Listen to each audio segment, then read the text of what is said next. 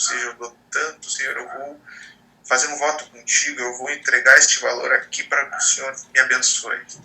Coisas totalmente fora de contexto da Bíblia e da Palavra de Deus e das coisas que o Senhor Jesus ensinou. Né? Pegando versículos isolados para justificar tais atos e tais pregações. Muito bem.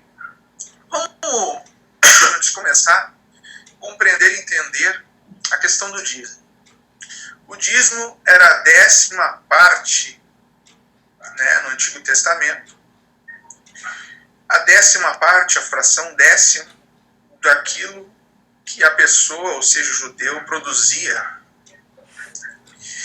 E essa 10ª parte daquilo que ela produzia, ela deveria entregar no templo, entregar aos sacerdotes, aos levitas, para que esse dízimo fosse entregue, essa 10ª parte, pudesse trazer sustento aos órfãos, às viúvas, aos estrangeiros e inclusive aos próprios levitas, já que a tribo de Levi era uma tribo que ela não tinha direito à herança em Israel. Era a única tribo que não tinha direito à herança. Então, era direito, segundo Deus, em Números, capítulo 18, Deuteronômio 14, e outros textos também, que depois eu vou citar alguma coisa, que a casa do Senhor tivesse mantimentos, naquela época, e os levitas, os sacerdotes, não só eles, mas os porteiros, os músicos, como um todo, em geral, é só ler, a gente vê isso em Neemias, capítulo 10, os versículos, deixa eu ver se eu tenho aqui, versículo 37 seguintes, né? E esses sacerdotes levitas, eles tinham que administrar esses dízimos, lá tinham as chamadas câmaras, né, no templo, onde eram guardados, e eles tinham também que dar os dízimos dos dízimos. Isso está lá em Números 18, fala alguma coisa também em Deuteronômio 14, né? E depois lá em Malaquias também fala, né, que os sacerdotes, tanto Malaquias 2 quanto Malaquias 3, que os sacerdotes eles roubavam a Deus através desses dízimos também. Os dízimos eram basicamente, então, para órfão, viúva, estrangeiro e para os sacerdotes e os levitas. Isso no Antigo Testamento, quando existia a questão templo físico, né? E se a gente ler o contexto do livro depois de Malaquias, compreender a questão do dízimo em Números 18, Deuteronômio 14, e depois entender também Neemias 10, cito só esses aí para que possa estudar e ver como era essa questão dos dízimos e a questão dos dízimos dos dízimos.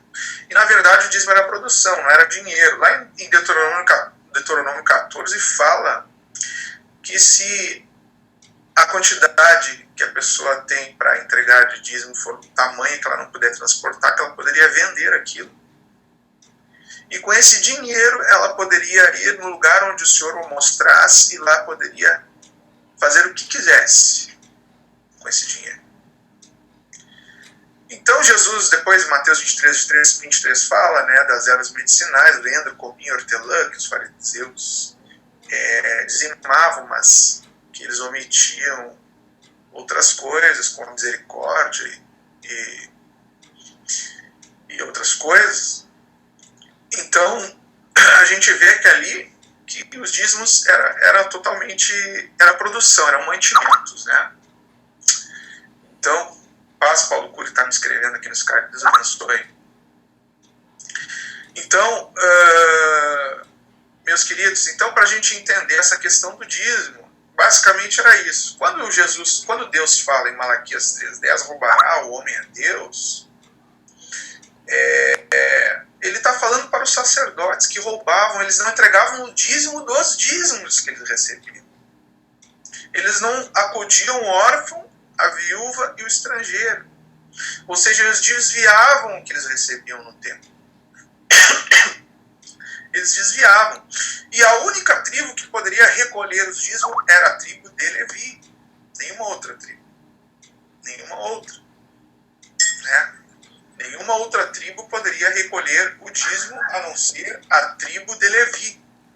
Isso está bem explícito, tanto em Números 18 como em Deuteronômio 14. Seja bem-vindo, meu irmão Davi Santana, meu querido. Paz seja contigo. Então, meus amados, isso, por enquanto, dízimo Antigo Testamento. Reitero, leiam Números 18, Deuteronômio 14, Neemias 10, tá? Para que haja entendimento do que era o dízimo no Antigo Testamento. Muito bem. Malaquias 3, Malaquias 2, leiam o contexto que Deus se trata da questão dos sacerdotes que roubavam e não era pouco. Metiam o que era do órfão, da viúva e do estrangeiro. Bom, mais adiante, entrando no Novo Testamento, Jesus veio, e Jesus, quando veio à Terra e começou a pregar, Jesus estava ainda debaixo da lei. Jesus estava no tempo, não debaixo da lei, mas estava no tempo da lei. No tempo onde existia o templo, onde se recolhia o dízimo, onde existiam os levitas, existiam os sacerdotes. E Jesus, naquele momento, em Mateus 23, 23, onde hoje os pregadores ou os defensores do dízimo dizem que ali Jesus defende o dízimo, na verdade Jesus não está defendendo o dízimo, Jesus está metendo a chinelada nos fariseus. O capítulo inteiro ele detona com os fariseus, Mateus 23. Ele cita que os fariseus dizimavam e que eles omitiam algumas coisas da lei, ou seja, faziam umas e faziam outras. Justamente o que no Antigo Testamento se fazia direto. Recebiam os dízimos, não entregavam os dízimos dos dízimos, não ajudavam o órfão, a viúva, o estrangeiro, não praticavam a misericórdia, não praticavam o amor, a caridade, não praticavam. E outras tantas coisas. Tá? Então, Mateus 23, 23, ele na verdade não defende o dízimo. Por que não defende o dízimo? Porque a obra da cruz ainda não tinha sido feita. A gente estava em vigor a lei do Antigo Testamento. Ainda estava em vigor Deuteronômio 18, 14, Números 18, e todas essas questões de Neemias 10, que fala da entrega do dízimo, dos dízimos, de ajudar os porteiros, os músicos, os levitas, os sacerdotes e assim por diante. Quando a obra da cruz do Calvário ela é feita, quando Jesus cumpre a obra na cruz, e a partir daquele momento a questão templo, o véu se rasga de cima a baixo, e tudo, e o Senhor Jesus diz que naquele momento, em 3 dias ele ressuscitaria o templo, que era o seu próprio corpo, viria a ressuscitar. Então ele cancelou a lei do Antigo Testamento. Vide 2 Coríntios 3,14. Antigo Testamento abolido. Gálatas, Hebreus, tantos outros textos que nós podemos citar. Em Atos capítulo... Só repete, desculpa aí, só repete o versículo que você falou, só repete o versículo aí de 2 Coríntios quando? Segundo as Carta de Paulo aos Coríntios, capítulo 3, versículo 14. Ok, mas continua, desculpa aí. Não, pode perguntar. Então, seguindo, Atos dos Apóstolos, capítulo 2, em Atos, após o sacrifício da cruz do Calvário de Jesus, em Atos capítulo 1, versículo 8, aqueles homens recebem o Espírito Santo. A partir do momento que aqueles homens recebem o Espírito Santo de Deus prometido, mas recebereis poder, em Atos 1, 8, do céu descerá sobre vós o Espírito Santo e sereis minhas testemunhas desde Samaria, Judeia, até os confins da terra. Seja bem-vindo, meu amado Silvio, paz de Cristo, querido. Em seguidinho eu já estou passando a palavra para vocês. Então, meus amados, diz o Antigo Testamento, eu falei, continuando, Atos 2, em Atos 2, onde começa verdadeiramente a igreja primitiva, a igreja de Cristo, sem a questão do judaísmo, sem a questão do templocentrismo, do sacerdócio, templo, dos levitas, não existe mais tribo de Levi. Não existe mais tribo de Levi. Agora seria o tempo da graça. A obra da cruz ela já foi consumada. A obra de Cristo ela já foi consumada. Então, em Atos 2 começa ali com aqueles homens, a pregação de Pedro, e aqueles homens, todos, 3.000 homens se entregando a Jesus, se batizando. Chegam a perguntar para Pedro em Atos 2:37, o que faremos para que sejamos salvos? Arrependei-vos, recebei o Senhor Jesus e sejam batizados em nome de Jesus. E ali, quando começa a igreja, aquele mover do Espírito Santo, aquele movimentar do Espírito, aqueles homens, aquela sociedade, eles começam a ver elas começam a ver verdadeiramente que Deus é muito maior, que as coisas de Deus são muito maiores do que era mostrado na sombra do Antigo Testamento, porque o Messias, o ungido, veio, o Senhor veio.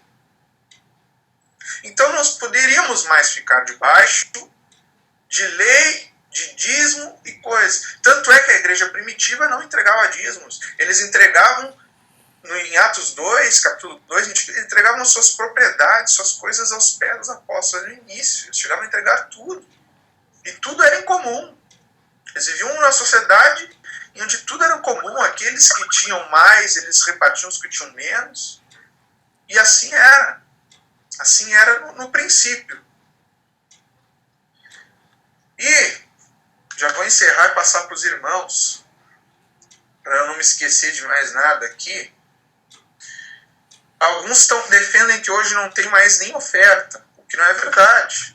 Né? O que não é verdade. As ofertas existem e as coletas. No Novo Testamento, eu quero ler três textos rapidamente para os irmãos e vou passar para os irmãos depois opinarem. 1 Coríntios 16, a partir do versículo 2, diz assim, o apóstolo Paulo aos Coríntios dizendo assim, ora, quanto à coleta que se faz para os santos, fazei vós também o mesmo que ordenei às igrejas da Galácia. No primeiro dia da semana, cada um de vós ponha de parte o que puder ajuntar, conforme a sua prosperidade, para que não se façam as coletas quando eu chegar. E quando tiver chegado, mandarei os que por cartas aprovardes para levar a vossa dádiva a Jerusalém. Então aqui o apóstolo Paulo está falando de coletas, uma vez na semana, para a igreja de Corinto, que era o que ele tinha recomendado para as igrejas da Galácia. Né? E o interessante é que ele fala o que se puder ajuntar conforme a sua prosperidade. Vamos ler 2 Coríntios. 2 Coríntios, capítulo 8. Olha que interessante. Eu anotei alguns aqui para não esquecer. 2 Coríntios, capítulo 8, onde capítulo 8 e capítulo 9 fala muito de oferta, mas eu quero ler especialmente do versículo 10 ao 15. Diz assim, apóstolo Paulo, e nisto dou o meu parecer, pois isto convém a vós que desde o ano passado começastes e não foi só praticar, mas também querer. Agora, porém, completai também o já começado, para que assim como houve a prontidão de vontade, haja também o cumprimento, segundo o que tendes. Porque se há prontidão de vontade,